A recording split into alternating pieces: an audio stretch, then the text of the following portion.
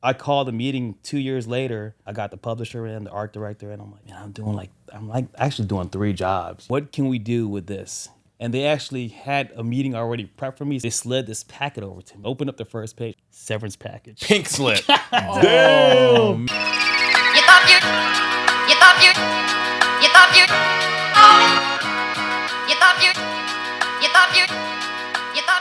What's going on, everybody? Welcome to another episode right here of Your Peak Life podcast.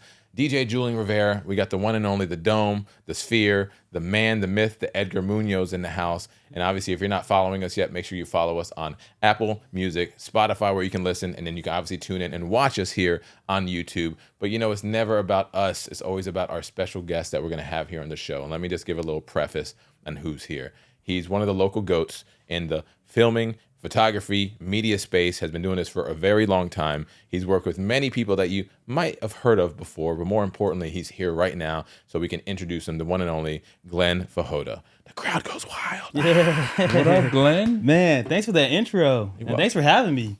Yeah. It's all true, man. It's all true. I mean, the fact of the matter is, one, Glenn, we've known each other for a very long time. Very long time. I mean, I think we've, you started in your field when I probably started in my field in DJing, but in the respective world, they overlap, you know, a lot. And we have a lot of the same people in the circle. You know, the circle almost looks like the bald head across from you right now. But at the end of the day, obviously he could see into the future. It's okay. Look at that forehead. Like that, 4 eyes, I got everything, you know? And the fact he's 50 pounds lighter makes it look even better. So good for him. But at the end of the day, Glenn, you're here. And I want to know more about what Glenn has been doing. You know, you got the Brand Kamp, you got mad clients you're working with, not just locally, but literally internationally. You've been doing a lot, G. So just kind of tell the audience who you are, what you do, and just, you know, flex a little bit, bro. And I like the hat. I like the That's Yeah. dope. That's dope. So just quick story on this. This is from that trip I was talking about that Sarah went, my wife, Yeah. to the Philippines without me. Okay. But that's a whole nother That's story. how we're going to start this. That's an Sarah. in-home kind of story. Okay. But she didn't come back with a fit, you I know, kind respect of it. right there. So I was all good. So the pause. You're gonna go into some. Was it like, I'm going to the Philippines, you're staying home? Well, Or are we going to, or you just assume we were going to the Philippines, then you find out it's like, It, we it just wasn't started. we, but like, so like just quick story on my kids. You know, I had kids pretty late into my 40s. Okay. dang. And that's part of my life story, just like to watch y'all, what to do, what not to do with kids. And I wanted to travel the world myself too. Okay. I've done that for 20 years. Plus being like a solo business owner on my own. I mean, I was in relationships before, but I was on this I hope one. so, I Glenn. was on this one path to be like, hey, you know what? Let me just strive to be the best photographer, videographer, guy behind the camera. So just fast forward, you know, I had kids, and then I was like, what do I do? You know, I'm a father. I seen y'all be fathers. I'm like, man, what do I do now? So we homeschool, Okay. or not I homeschool. Really? Oh, Two shit. girls, you know. Damn, okay. And it kind of started where, you know, me being as my own, you know, employee. Zion, my oldest, she was born on February 29, 2020, Okay. leap year, Yeah. but also 3 days before all the COVID started. So in January, we kicked it off where like I had this baby shower, but the DJ here, Yeah. it became a open bar party that we got kicked out of for this baby shower. We had like, you know, you invite 50 guests, but it ended up being like 150 people. We got Well, kicked out. that's, to be fair, that's the Filipino community. That's right? a Philip, but I give Yeah, all yeah. credit to him because he was DJ/MC, and that's kind of why I keep him in my back pocket because that's what he does. So yeah, I homeschooled now for 4 or 5 years. And then I got a 4-year-old too. Yeah. And it just came to a point where I'm like, man, I gotta kind of send you off. So where do I send them at? What school do I go to? Like, we live in Chesapeake. We downloaded the curriculum for Chesapeake, like homeschooling, whatever format. And I'm like, we'll just go to St. Gregory's. You know, all our niece and nephews went there. That we've seen products come out of there, kids come out of there. So I'm gonna put you in there. But like, then comes like, oh, this is how much it costs. I'm like, oh, that's a whole nother story. It's a whole other bag right there. So like, you know, kind of fast forward, I'm like, hey, honey, this is what Sarah said. How about we take 2 weeks off and like, let's go to the Philippines. My family's already gonna be there for a month. I'm like, you know, that's like 2 weeks we're paying for school. I'm like, nah. If they're in public school, yeah, go ahead. You know, Right. Their absence or attendance isn't counted, you know, so Yeah. early. So I'm like, go ahead. But I'm like, man, you know what? we paying 2 weeks, but there's 2 of them. That's like a month's worth of stuff. Nah, they're staying in school. You enjoy it. Just tag me in some stories. Okay. But come back with something, like, so she got the hat. So that's that makes sense. the story on the hat in a nutshell. It's an expensive hat. Well, it's funny because we're just Non-expensive. me and my wife have been seriously talking about that now because it's like they go to school and they just log into their little iPads, laptops, or whatever, and it's like we could do that anywhere.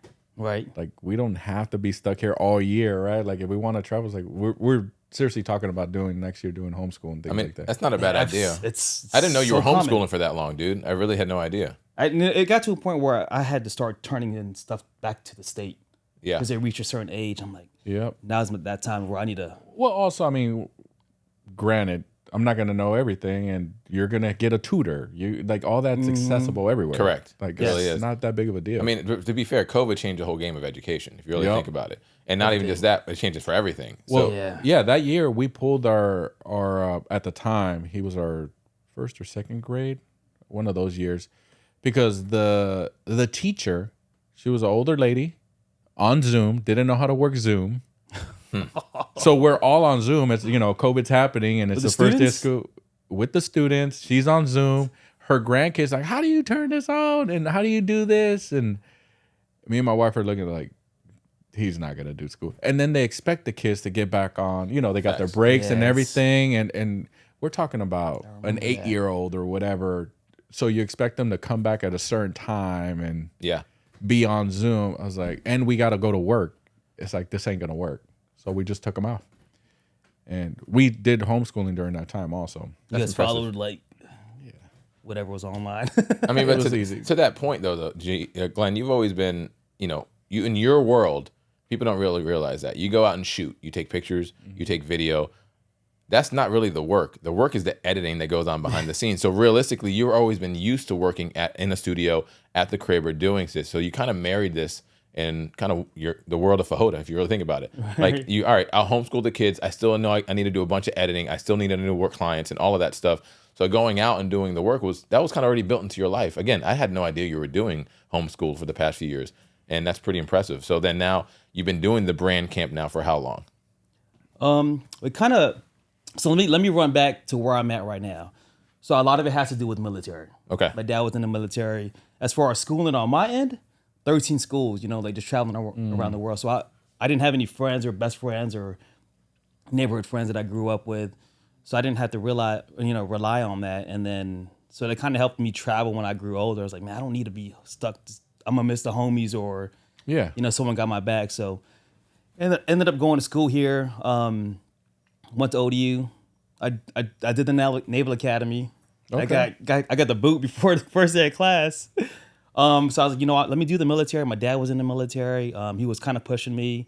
Let me make him happy. Filipino, Asian guy, family. Or did ROTC at ODU. Okay. Did that for a couple of years before I got the boot. And then, with them, you have to have like this certain tier of degree that you're going after, which was electric engineering and marketing.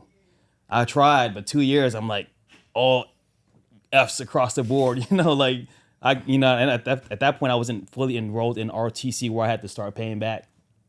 So I was paying for everything, and I was like, you know what, this might be the time where, hey dad, hey pops, like I gave you, your vision of what you want to see in your kids. This is not my path. I tried it, but let me roll over to what I want to do, which was like architecture, graphic design. So that's what I went to school for. Finished up at ODU. And then graduated in 2004, worked for the paper, the Virginian Pilot, which is like the dream job of a graphic designer. That's true. Designing all these ads. And I'm like, man, as a creative, and this is back in like 2005, 2004, where everything was there wasn't a library. So I'm creating these like spaghetti warehouse ads where like, it's like the Own One Life in Norfolk, Right. I'm creating these ads. Yeah, they would have changes, but I'm like, we're using the same like spaghetti photo from like the online library. I'm like, hey boss, man, I've got to take other photos for this is my account. I got to like change it up. Can I go out and like take pictures? Okay. And they're like, nah, man, you're not getting paid for this. Just use whatever images over and over again. And then, so just kind of fast forward. I gave them 2 years, and then I got hired at the Coast Virginia magazine. Back then it was Hampton Roads magazine. Wait, Coastal Virginia's still out to this day. It is. Yeah, I got that. They're the ones that do the best of. Yeah. Right. They're yeah. pretty much like the only lifestyle magazine in the area. Fair. Yeah. So I was like, you know what? Let me get another job. Let me try something else to see what's out there in the graphic design world. And then got hired at Hampton Roads magazine. And in that building, they're based off of Dam Neck. One side is the Visitor's Guide, which has like 41 publications. Visit Virginia Beach, all the way to Myrtle Beach, Ocean City. And then the other half is the Lifestyle magazine, which is like now Coastal Virginia magazine, Coastal Bride, Wine Lovers. So my daily schedule in there would be designing ads, but then they found that I shot photos. So like I'd go out on these photo trips, and like one week I'd be in Myrtle Beach for 3 days, and then Thursday and Friday I'd have to be in Ocean City. And I'm like, I'm doing a lot, and I got hired as a graphic designer. So when there wasn't a photo list for any of the magazines, I'd be back in the office designing. And the good thing is like I'd get that job jacket where I have to design the new ad, and I'm like, oh, I shot that photo. Like, oh, I'm gonna make this beast half page ad. So that was going for a while, and then I called a meeting 2 years later from my start date. I'm like, hey boss, I got the publisher in, the art director, and I'm like, man, I'm like actually doing 3 jobs, you know. What can we do with this? And they actually had a meeting already prepped for me, so they just combined it into one. They slid this packet over to me. I'm like, oh yes, it's like a new position type deal. She's like, my art director, she's like, open up the first page. I pull out the first page and severance package. Pink slip. Oh man. So I was like, what? You know, I'm like, what do I do at that point? Yeah. But on their end, they were like, you know what? We see you do a lot of work. You were doing, or I was already doing weddings. You seem pretty busy. So hopefully, you know, like you can kind of take off your career, and, you know, we're out of budget to pay you for doing all this. So wait, it wasn't because of bad work, bad anything. They were just They knew it was they were coming. bringing It was it a down. budget. Yeah. Budget and more looking on my personal growth. So I was like, man, I applaud that, you know, thanks for looking out. And this is like early January of whatever year. And I'm like, and so I went back to my desk, started packing everything up. And I was like, oh shit, I ain't got a job after this, you know? So I came back and I'm like, hey, you know what? Can I see it till the end of the month so I can kind of figure things out, use your computer to like hash things out. So that kind of prompted me to start my own business. Okay. And then, you know, a few years later we started doing Glenn Fajota photography. As far as branding, there is no other Fajotas in the world. Yeah. So I got that on the books. That's good. Glenn Fajota photography. And then our slogan was hire GFP, hire Glenn Fajota photography. Okay. That was like the acronym. What year was this? Like around what time? 2009. Okay. 2010. And then obviously with, you know, graphic design and marketing, everything kind of rolled into video just from photography. So how do we hire you for video services, social media marketing services, if your company slogan is hire GFP, hire Glenn Fajota photography? The video didn't work in it. So we're like, we got to switch our name up. So what do we do? So we created the Brand Kamp in 2017. Unofficially, we haven't like launched it yet because we're just trying to bring this massive portfolio where we can just kind of be like, here's who we were, here's who we are right now. Yeah. Got it. Type deal. So Brand Kamp officially launched in almost 10 years ago, 2017. Yes. Got you. Okay, cool. And that encompasses photography, videography, editing. You have a big team, obviously. You have. You want to give the teammates shout outs because I see you with a lot of people. we can scale up, scale down. I mean, I'll drop them here, but just everyone who's worked with us. Yeah. Obviously, we can scale to a 1-man person to up to a 30-person crew. That's true. Depending on what the client needs. I mean, depending how many deliverables we need to get from that one project. Right. Projects after.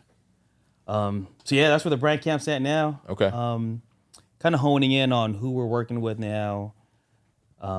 We just can't be all over the place, you know. You got now some that I pretty have good, kids. but you got some pretty good clients, bro. Yeah, you're out here grinding, and I think you and Sarah, shout out to Sarah, should compliment each other very well in that world because there's sometimes he comes out, you know, and what happens when you get on camera? You know, not everyone looks as beautiful as Edgar, so you have to put some makeup on the forehead or on the back of the head. You gotta make sure they look good and they don't have a shiny forehead skin like I do, you know. Like, but it's dope because she runs an amazing business herself. So you guys complement each other very, very well in that world. So when it comes down to, you know, client base now, you've grown. You kind of They were voluntold, hey, you're doing great. Keep doing it on your own. We're good over here for whatever reason. But you learned a lot. Like, yeah, I'm sure you learned a lot of the tricks of the trade in the back end. I was a sponge. Like Hampton Roads magazine, like the accounting lady was like right beyond this like partition wall. Right. And I was learning like how she would like ask for clients for the money or like the receivables. I'm like, oh, that's how you do it? Because like that's not my thing, is asking people for money or like, oh, this is how much it costs. Yeah. But from there, with my desk being right there, I sponged it all. I mean, proximity, right? You're Right, right. proximity, You're yeah. right there. I mean, you're close to it. You're gonna. It'd be silly if you didn't listen and how to do that. And that's one of the things too. When I learned in radio, you have same thing over there. You have programming, the talent, then you have the marketing, running all the events, running everything else, then you have sales. I hate to use the word sales, but sales is what it is. That's what keeps the other two departments running. Yeah. And if you can't get the clients to agree for certain deliverables that will most likely help their business, then there's not going to be a business. So it sounds like all of that worked to your favor, because now you're working every day, bro. You're working every day. You know what I'm saying? Well, through those early years when you're shooting weddings and all that, what did you enjoy the most? Like, was it a wedding? Was it, I don't know if you did music videos or whatever. Like, what was like Everything but passion? music videos. I mean, just seeing the brides and like looking at their photos and, you know, traveling. That was already my background. Yep. So I get to travel to all these places, seeing their brides here. And that's kind of how I met Sarah too. Every weekend, I'm like, who is this chick? I mean, she looked good. I was like, who is this chick? Like, you were at every wedding. Of course, I didn't say anything for a few years later. But I'm like, yo, you were here again. Like, all right, we got to link up. So we just became best friends from that relationship. And then at the time, she was like managing all the Mac stores, Mac makeup, and like That's the whole right. Mid-Atlantic. And then, you know, we do events. She'd hire me for events and all that. I'm like, for real? Like, I know I've been on my own, but I'm not super successful yet. But you need to branch out on your own. And of course, you know, like, what about insurance, like for my kid and my family and all that? What about my clients, my following? I'm like, your shit's good. You open up something and they will follow. Yeah. It's fair. Scooped it up, they followed, and she just opened up, you know, the store back in 2014, put all her money in. She was working like 80 hours a week while raising a family just so she can build up this capital to open up the school. Yep. What she did, and now she's got a second business right next door to it, a salon. So I'm like, I'm in the shadows now. I'm watching her like, damn, that's how it's done. That's how it's done. I'll take care of the kids, babe. You keep And that doing was you. almost like a default, like a conversation that we didn't even have to have. I'm like, all right, Yeah. I'm producing, you're producing, but hey, let's just not suck it up, but just let me just take that role on. I'm more flexible with my job, Yeah. so I can say yes or no. But it just kind of worked out. See, but that's awesome, dude. That's like literally taking the leap is one of the hardest things to do. Like, sometimes people are voluntold. Like, hey, you're good. We don't need you no more. You're good. But then in this scenario, you know, she built up something. I forgot she was managing all the Mac stores. Like, that was, and it's still a big deal to this day. But back then, when the malls were malls, like, and it wasn't what it is now. Like, you're that chick. Like, you're running that. And I remember retail working in it, and you're working your ass off for pennies. Let's just be real. Let's call it what it is. I mean, but you're learning a lot. Hopefully, some people are still in that rat race to this day, and ain't no shade, but she is the brand. Like, one of my mottos, you are the brand. I don't care what brand you can be with Mac, but you are your own brand. You see what I'm saying? They went there for this, but they found you. And now look, and shout out to her school. Shout out to her businesses. What are the names of them again? The Makeup School by Sarah Rolland, and then the Bergamo Taupe, which is a salon that rents out, you know, for hairstylists, for makeup artist chairs, 2 private rooms, and a small classroom in the back. Hilltop area, of course. Hilltop is, you know, where to be at. That's where to be at. Virginia Beach. Yep, you're right, dude. Damn right. That's what's up. So then, wait, where's your studio at? Because you have a studio as well. You have a place where you park all your stuff at. Right now, it's the garage. Smart. Because, well, actually, let me give you a shout out to your garage. I bought from him before you moved. I bought some shelves that I still use to this day, and I tried to negotiate. He wouldn't negotiate. It's fine because they're fucking great shelves. All right. Okay. Because at the time I needed to organize my DJ stuff in my garage. I was getting rid of my storage. I'm like, why am I paying $300 a month? And like, I don't need to do that shit. I can just park it right here in my garage. I have 2 cars garage. So thank you for the shelves, by the way. Not the deal, but the shelves. I appreciate that to this day. But his garage, one of the most organized garages I've ever seen. I don't know. You've never seen it. I'm talking about the gym, studio, and everything, and it's pristine. But it's in a garage. 2-car garage? All that? Bro, it is fire. I'm not making this up. And I haven't even seen the new one. I'm just talking about the original one in the beach. Still the same, yeah. I believe it, right. But that just goes to show on how you deliver your product. You know, if you walk in there, you're like, I feel like I'm in a professional studio. Like that's serious. I see you at Sarah's a lot online, so I put 2 and 2 together, thinking that was the case. But nah, if you're OCD, it benefits you, my friend. Just saying that. And Sarah is too, and I think that's another reason why we kind of click. But me being an alpha, but she's an alpha too. But a woman alpha is just boss chick to come to you, whatever. You know? So all right, so it's 2026, right? And it's summertime's right around the corner. I know you got a lot of stuff that you're working on. One thing that you've been doing a lot at Iron Valley lately, you've been doing a lot of our content. I want to feel like the past 12 to 18 months, it's like you're doing majority of what we're doing here, which is super dope. But how are you feeling with like the partnership now that we've created and cultivated and still growing with what we've been growing on our side too? And shout out to every branch of Iron Valley here, because it's not just one location. Yeah, I love it. I mean, you know, just outside of this, I want to expand on this, like this conversation on where everyone can grow, but also be friends at the same time. And just like the dollar bill, like that's not even the conversation. Just trying to get this deliverable out, you know. But yeah, I actually started all last year from Determine Your Destiny. There you go. You know, shout out to Mike, and then it just kind of branched onto there. We're working with the offices, but also the individual agents on their content, and just now these projects are obviously growing bigger and bigger. Yep. And then on a side note, so one of our biggest clients here is actually next door to y'all. Oh yeah. Zim. So, yep. International shipping company. They're based out in Haifa, Israel. We slowly started turning work down just so we can accommodate the workflow here. Really? It's just we got you know the videos here. We've got you know the podcast, the individual like just your event coverage. Yeah. That takes up a lot of time. You know, like on your end, if their deliverable needs to be out by tomorrow, it's important. But on your industry, if that deliverable needs to be out by tomorrow, it needs to be out. It needs to be out by tomorrow because you know the metrics on what it can do. Yeah. Right. Yeah, especially like the event, the gala or whatever, the award ceremony. Yeah, the people want to see that not in 2 weeks. They want to see that. Yeah, it happens. Tonight we want or that. tomorrow. Yeah, because everybody. But here's it. Kind of forces your hand also, because as soon as it happens, people are already that night posting on social medias their own videos and pictures and everything, and it's like we want a nice production video out ASAP to highlight it. And you guys have like with y'all. I mean, you guys have another event going on right after that. You know, can't get. I mean. Oh yeah, you can't get too buried. You know, let's talk about that really quick. So just being in the industry for over 20 years myself, and you definitely that. One of the pet peeves, and we're not going to say any names, all right? One of the pet peeves from like, let's just say a wedding, for example, all right? A photographer is going out there or a videographer. And I get it. If they're doing a wedding a weekend, that's 52 gigs in a year. You know, that's a damn good business for a solo person, right? That's awesome. It's also a lot of work. Their turnaround on that is usually like 2-3 months minimum. All right. So, but then when I see Glenn and I see that he does the high production that him and his team does, and I can get that shit in less than a week, sometimes less than a day or 2 or 3. Yeah. I'm like, what's the difference? And one, it's very comparable. And let's just use the real estate world too, and the DJ world. If I'm getting paid the exact same on either as a real estate agent, as a DJ or photographer, the work ethic's not going to be the same. The deliverable is going to be different. Just because we have the same title, same license, same venues we're booked at or whatever the case may be, why are we getting booked more because this person? And they're dope. They're good. Yeah.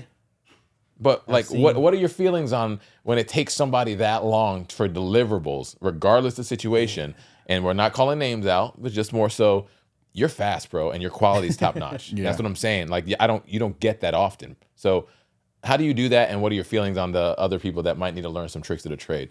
I know other people. Some of them I've trained. Some of them I softly mentored. Some of them were just good friends, and they had their own thing going on. And just coming up in basic conversation, I'm like, how? Like, weddings, I mean, that's how we actually met, was the wedding in Williamsburg. I'm like, yo, this dude's a DJ and an MC, and he's making my dance floor full for the photo and video. I'm like, yo, I need to use them somehow. But yeah, and I try to tell them for like the weddings, I'm like, it's just like an event. At least a highlight has to be kind of very recent. Right. We do like, I just don't understand. But also that's a lot of energy putting onto something that they're not going to change. But ideally. Oh, sorry. Go on. No. Well, I'm to that point. If we think about timelines, like kind of when you started, and how digital everything has moved. Like we were talking about the SD cards. I mean, it's all there just for you to grab and really scan through pretty easily. I know video's a whole different world, but I agree with you. Like I shouldn't have to wait even a month at all. Bro. Like, especially, let's talk pictures. Like, pictures, 60 to 90 days, that's how long it takes you to edit them. In today's world, I just call that laziness. I'm sorry. No, that's they got their work ethics out behind after the event needs to be called in. Yeah, I just that's they carry the same kind of work ethics where it's like I get home, I'm like, oh, I was up on my feet 15 hours a day. Let me just take a chill break. Meanwhile, the bride and groom, I'm like, oh, I'm scrolling, looking for the email. I'm like, where's a teaser, a gallery or something? We're still at the this venue in Italy. I want to show some teachers to my friends and family who couldn't make it. Right. Or Virginia Beach, it doesn't matter. Like the turnaround time should be pretty quick. But I see of all those people, I see where that gap can be kind of slimmed down. They shoot as it's the fundamentals. They need 60 to 90 days to perfect each photo. They shoot 1,500 photos. That's going to take some time. Our process is you shoot it right out of the camera. There's no you don't have to spend all the time trying to edit. Know your camera, know your gear, There you go. That's a good point. And then trends too. They're trying to fall into some trends where like a few years ago, bright, white, and airy trends. I told them don't fall into trends because when this bride looks at it 30 years ago, later, 2 years later, it kind of dates when their wedding was. Facts. That's true. Just kind of keep it simple across the board. Shoot it perfectly at the time. So all you got to do is just minor tweaks and then send off. You don't need 3 weeks, 4 weeks. They don't want that either. They want to. Yeah. But what do you think the biggest hurdle is for them? Do you think they're overthinking it? Do you think that's just not? They got they already got paid. They already got the work. Be paying as fast as they got paid, And in that world, you get a deposit up front and you get paid before the even event and you got to show up and just do the work. Is it part of the complacency, knowing that I already did my job, they can wait? I mean, there's a mix of things that can go on there, but in your professional opinion, what do you think you would narrow it down to? Just the lack of skills before they shoot the photo. Okay. If people are walking, I'm not going to take the photo. I'm going to wait till that person walks by and then take the photo. Instead of taking 5 or 6 photos, because now that's 5 or 6 more photos you got to call through or kind of edit or shift through. 5 or 6 more photos you got to upload to your backup drive and then other drive. It just takes time. That's a good point.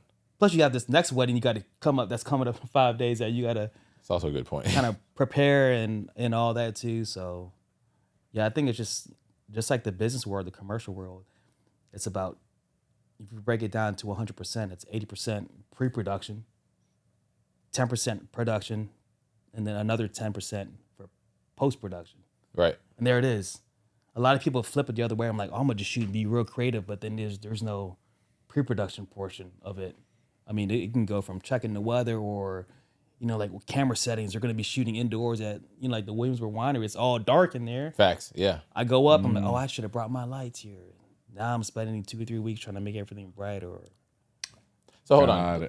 I want to bring up I think you did LJ's wedding, right? It was LJ and I'm bugging on his wife's name. I love him to death. Anyways, I know you did it because I saw you there. So that wedding, I say this story all the time, and I'm going to bring this up because I'm sure you remember this. It was hot. It was like midsummer. Okay, you're wearing black. It's hot and it's right in the middle of the sun. There's no shade. There's no nothing. It's a great, amazing hot day.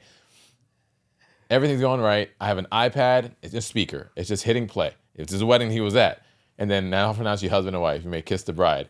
Overheated iPad. I can't even hit play. No music's coming out. I'm like, what's going on? So then when I'm like, let's go. Let's clap, guys. Let's have a good time. Like everyone's looking weird. Like, nah, I had to do something. And I forgot that you were actually at that wedding to do it. I talk about it all the time. Like, how can you pivot on the fly? Like, I could have been there and felt sappy or whatever, or like just make this memory better than what it was. And the rest of the day was seamless. It was super dope. But now we talk about that. He's like, hey, did your iPad overheat? I'm like, it didn't today. But it's funny now because you can make something bad good if you really just think on the fly and really pivot. And the way that you're doing this, you remind me of your skills as like a sports photographer. Because think about those guys know their equipment. You're seeing those pictures and videos in like real time. You know what I mean? Like when they go on a commercial break or whatever, like that just happened like a minute or two ago. So if those individuals, regardless what the paychecks are or not, can get the content out that fast, why can't other individuals do it that have a very comparable talent? Because a lot And of they these got guys, more time to set up the shot and all that. correct, exactly. I mean, the lens might be 10 bands and it's going to look Well, great, but they studied their craft before they Yeah, decided there to it take is. the. They didn't study enough. There you go. I was gonna bring to some of those points is like you see these influencers like you could do everything on the phone now, right? But I still see you walking around with equipment and a bag and everything, and I know you got a little something set up over there. But what do you think about that, or what do you say about that as far as videography with a phone or just a regular camera shooting film? Yeah, I mean, it depends more on like production value. Yeah. You know, I can do an interview with you with just a mic and still be good, or we can bring the production. Let's light you in properly. Let's get an actual camera. You know, like stuff like that. It depends on the deliverables or production. But again, like if I start recording you with my phone, I know it's gonna come out fire. But on your end, you're like, man, because like now we see like obviously you got the glasses on and you do too, and everywhere you go you see Julian doing this stupid thing. And they start Trying to get copying the you, by crowd, right? We got a whole group text, right? Like, oh Liz man, put me in that one. But like that's his thing, right? He's Yeah. like on this DJ thing, and then the crowd, right? What song are they? The same one, the same fucking one. Yeah, same. There's only 3 songs on the playlist. Right? That's what he said. He said It's every the time- cha-cha slide. No, it's not. It's the what's the what, bro? The left I'm not. or right? I'm not gonna help you with this because you're wrong. It's okay. Oh, But the one thing that you're not wrong about though is like everybody that has this is a videographer and photographer now, Yeah. right? Oh, but everybody. everyone that has this is also a DJ. They say the same thing because they feel like the equipment is the same concept, right? So Yeah. everyone. But can it be comes a down DJ. to education and the training and the repetitiveness of they're not doing that. But he's not wrong about it. Like, that's a valid point. The deliverables, right? Like, could I DJ on this at a party? Of course I could. It'd be trash, but I could do it. Like, it just depends. What are they trying to really accomplish here? Like, for example, like I'll do an event and I'll put a pre-made mix on with a speaker and it's going to work because it's a pre-made mix. It's not just a playlist, right? But everybody thinks they can be a DJ now because of the digital era where everyone thinks they can be a photographer and videographer because they are carrying a really good piece of equipment every day. But what does it come down to and what is it delivering? Like, are you just like this? Are you vertical and you're supposed to be horizontal? Yeah. Are you the text coming through is messing up the volume? I mean, I'm over here trying to play the playlist and then a call comes in and then like there's 1,000 things that could go wrong with that. Even to that point where they ask you, you know, when we're going to hire you for certain things, and one of the questions where I wasn't familiar with even before was like, do you want it? What's the angles for? Are you going to be posting this on social media? Are you gonna Yeah. which form do you want? I was like, I don't fucking know. Okay, well, what are you doing with this product, go, right? yeah. And then once we explain, he's like, okay, then you're gonna want to film this way. We're gonna bring this Educating out. too. I was like, oh, He still has to learn his left from his right, Glenn. So that's one thing that we're trying to teach I him do. on. But that's why we hire people like you, because I'm not gonna put the time into buying glasses and doing the same pose every day and perfecting that.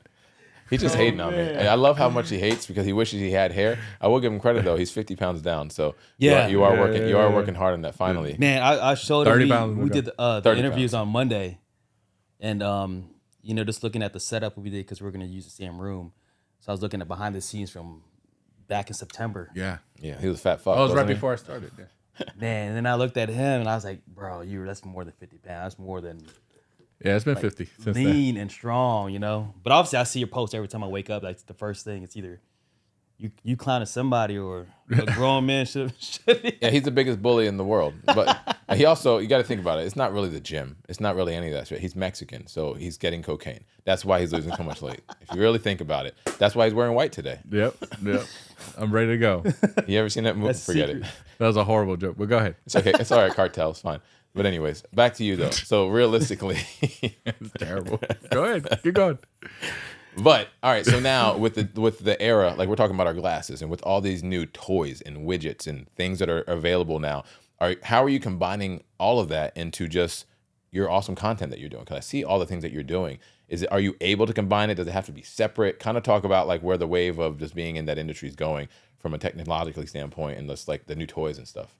I think that's what it is. I think that's also that has to do with why people are doing it. So they're buying something that's new, you know, instead of using that time to learn about the old camera that they had.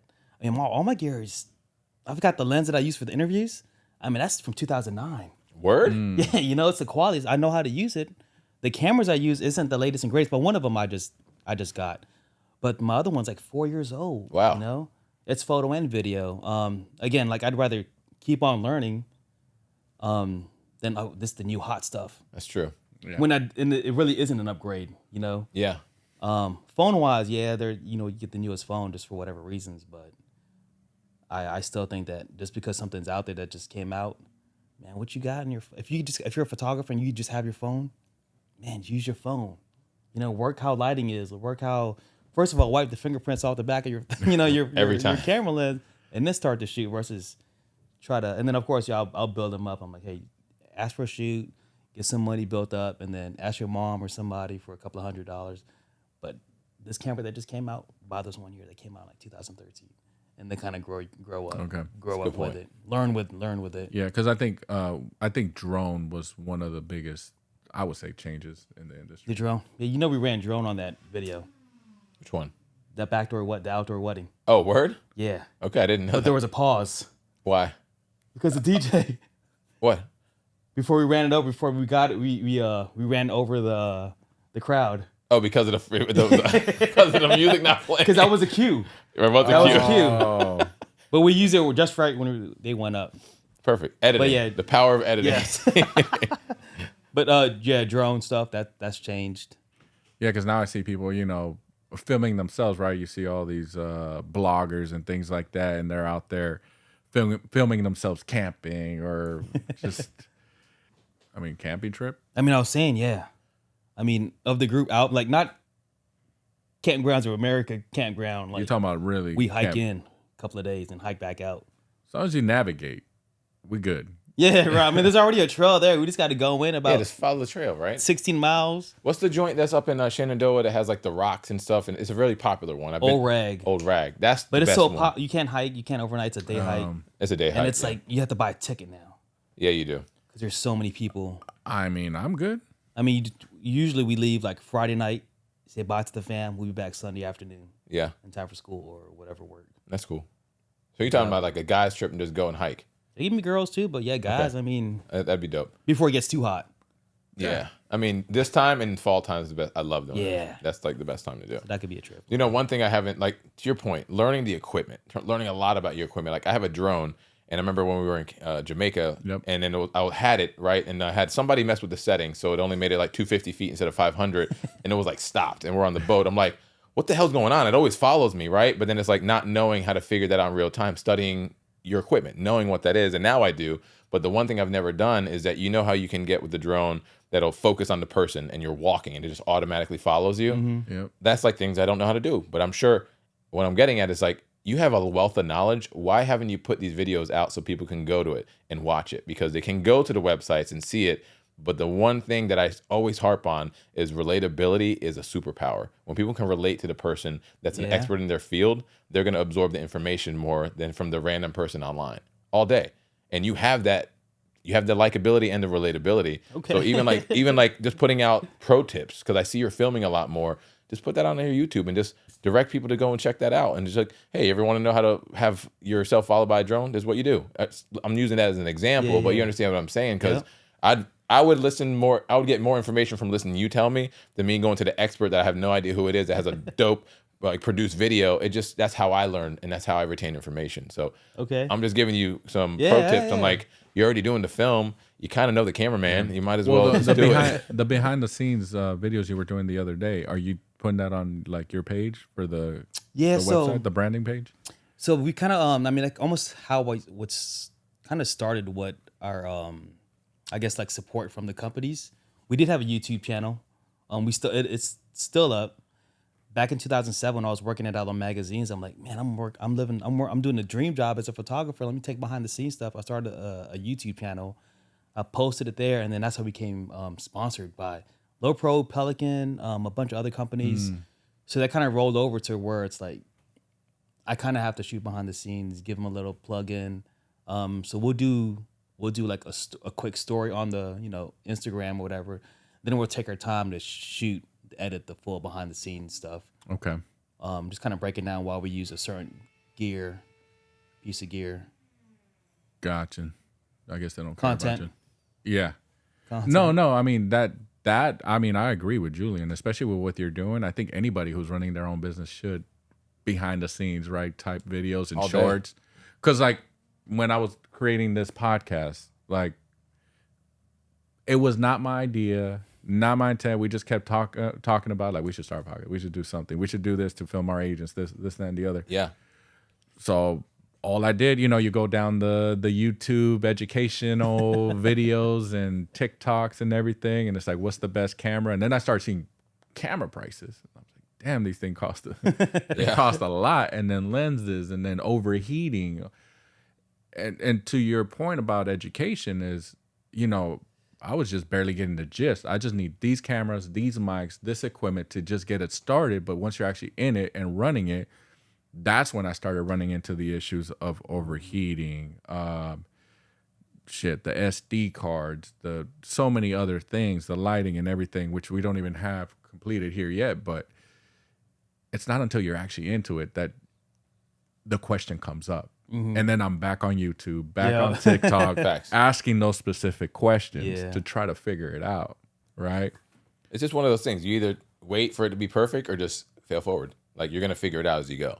Like, that's the thing. And you did exactly what it is. And we give each other kudos in a bullying way, but you've done great with what we've set up here, from the previous studio to this studio, working what we've accelerating and getting it to a better position. So if it ain't broke, don't fix it. We have the things that work. I mean, outside of the lighting, that would just be more convenient. You know what I'm saying? Everything's rocking. And we're now over 100 episodes into doing this. And then having individuals like Glenn available, like, yo, maybe when they need to do this, because they're seeing the content, they're seeing it grow in a way.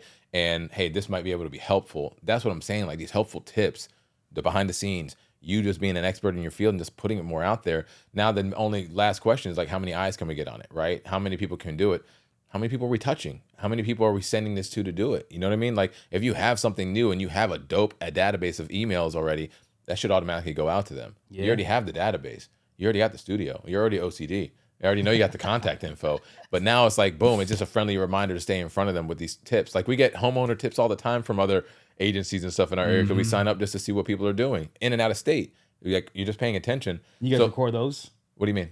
Just like the tips and all that, just quick. Like, we do a lot of spring's coming up. Turn the fan off from the direction and all that. To be fair, it's rinse and repeat when it comes down to that, other than like current market conditions. I mean, you're going to do the same thing for your house getting prepped for summer every year. You're going to do the same things for your house getting prepped for winter every year, in theory, right? So from like a monthly perspective and quarterly perspective, a lot of those are kind of turnkey. Just, it might make it look more newer and fresh, but the information is almost the same from a homeowner perspective. Outside of loans and interest rates and house prices and valuations, we can't control what that market is. So that's the part that always needs to stay fresh. But from a maintenance standpoint, those tips should be the same. But the maintenance standpoint would be the same with the lenses you got from 09 up until today. Or like, hey, in 09 we did this. Now in 2026, you can also do this. Right. Okay. You know what I mean? Like, there's things like that, because you've been doing it. And to be fair, I go back to everything in the DJing, like the OGs that were doing turntables back in the day. And now they're all using controllers. They didn't want to. They had to stay with the times. But they have the OG, like our generation has all the information that made this happen. You see what I'm saying? And all the kids that are starting on the production side or DJing side only have this. They skip straight to what's current. Right to this, right? Yeah. So they don't even get to understand that you had to have an ear. It's literally an instrument if you're using it that way. You know, you can't see a screen to try to beat match. You can't know if this song's gonna match with this. You have to know it. And then now, like the OGs, and I'm young on the OG side, because the guys that I was seeing, they're in their 50s now. Like, I was paying attention to them. They murder it still. But then if I put a 20-year-old up against the OG, depending on the audience, the OG is most likely going to win. Yeah. You know what I'm saying? Like, they are, unless they just were great. It was a kid of the OG and they grew up in the OG style, which our music is still relevant to this day, and I'll never not go away. But it's just the talent, right? Same thing with you. So you have these young cats that are doing very well for themselves, and they might have learned the way to work smarter, not harder, right? Some of the older stuff might be a little bit more labor intensive, where now they have the software. So as we're excelling 2026 and beyond, like, where do you see the world of really video and photo going, like, in your trajectory over the next 5-10 years? I think in that route where everything's kind of quick, digital, AI, everything is just like, here's a quick deliverable, here it is, just do what you need with it. But then it goes back to like, what if there's something that AI can't cover? Oh shit, I don't know how to do it, because I only know this one route, you know? Like, if you got the camera, you got all like the perfect gear, but what if this goes overheats. Correct. I'm like, hold on, I'm gonna watch this YouTube video from like 5 years ago. I'm gonna ask a question, knowing that I'm not gonna respond. Yeah. Kind of knowing you don't have to know all the settings, but at least you know what to do just in case that happens. And that's where it comes on us on set. Like if we're filming or shooting, everything, the variables are gonna change, the sky, the cloud, and all that. You got to manage how to do that versus Right. auto mode. Agreed. There is no auto mode in the pro level. I mean, I'll say this because he's helping me with my TV show. Like Glenn is the guy for the show, and we've done two shoots already for a house. First one, Mother Nature wasn't good. We went through it, we tried it. Yeah. It just wasn't on our side. Dope house. We had to get the filming in. We didn't have another chance to do it because it sold a lot faster than expected. It is what it is. He tried. But even trying, you can't control certain aspects of just Mother Nature. Second house used to be a dope house. Not as dope as it used to be. We get there and we find it. All right, let's still go do the run. We're going to try to use this like we're doing it. It's just not showing the way that it should, unfortunately. But Mother Nature was on our side that day. It was perfect that it was day. It was a perfect day. But now we know, all right, we got to try this one more time. Thank God Glenn and his team are willing to do that still. But we're just going to go to a new build, completely staged house in a neighborhood to knock it out because even if the weather doesn't look good that day, the house will look amazing. There's just no way around it. So it's like learning as we go in that aspect. And then we're also going to have events and stuff that we have to do that are outdoor. Knock on wood. The weather is great, but the event will still be dope, right? We can always work around that, but knowing that certain angles, certain styles of what you're going to go and shoot, some things do have to line up regardless how skilled you are. And even then, if it doesn't line up, some people might just take that shot and just run with it. Like you don't get a redo. That's kind of where I'm getting at. It's like, oh, sorry, this is what it is. But that's where I think a true professional can come into play. If I'm DJing an outside wedding, I always tell people, what's your contingency plan? You have to have one. Tent companies make their money the week of events. They don't make it months in advance. Okay. Like that's what it is. Like Affordable Tent in this area is our biggest tent company. They are literally relying on Mother Nature and they make a lot of money doing that because that's what it is. But they also have the manpower and ready to go and knock this out and do it. And it's not cheap, bro. It's not. I mean, think about this. The most expensive tent I've ever been a part of is the one for, they did it for Shamrock Marathon too, but for the Special Olympics polar plunge. That big tent. Oh, behind the, oh yeah, that's huge. That's a huge tent.